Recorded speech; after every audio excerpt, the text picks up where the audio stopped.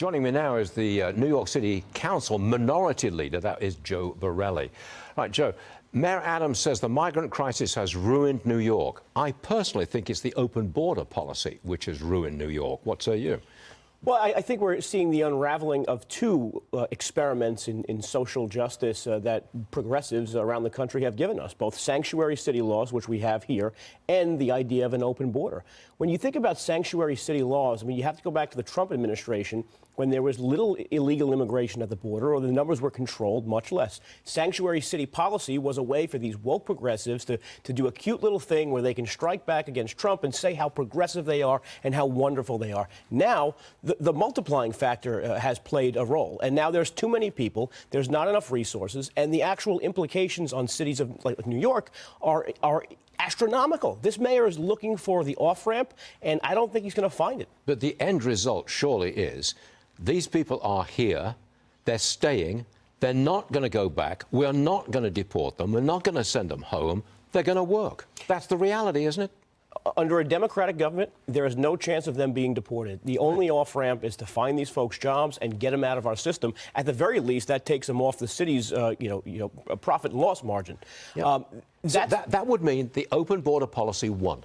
They got what they wanted. Correct. Vastly increased the population of the country, changed the country forever. They won. And as we saw in the last report by Madison, you see what it really would fundamentally do. It would change the policy whereby anyone who's seeking economic status in this country can simply get a work visa and work right away. That might be good with my New York City hat on, but in my American hat on, that's a very, very dangerous policy to implement. Quickly, let's Congresswoman Alexandria Ocasio-Cortez. Here's what she says about the Green New Deal. Roll tape, please. It is important to acknowledge that the scale and the scope of what we are proposing is massive, but the scale and the scope of the climate crisis is even bigger. And if we are not proactive about very aggressively and transformationally addressing our infrastructure, our workforce, our preparation for the climate crisis, then the costs of not addressing it are going to be far greater. Joe, do you think that climate change is top of mind to New Yorkers at this moment? No way, or at least not in the way she thinks. New York is sort of the prototype of crushing Green New Deal climate legislation at our local level. We're about to see a tower right down the road from here, One Bryant Park. This was a LEED Platinum building that opened a few years ago. Literally, Al Gore opened the building, cut the ribbon. Al Gore.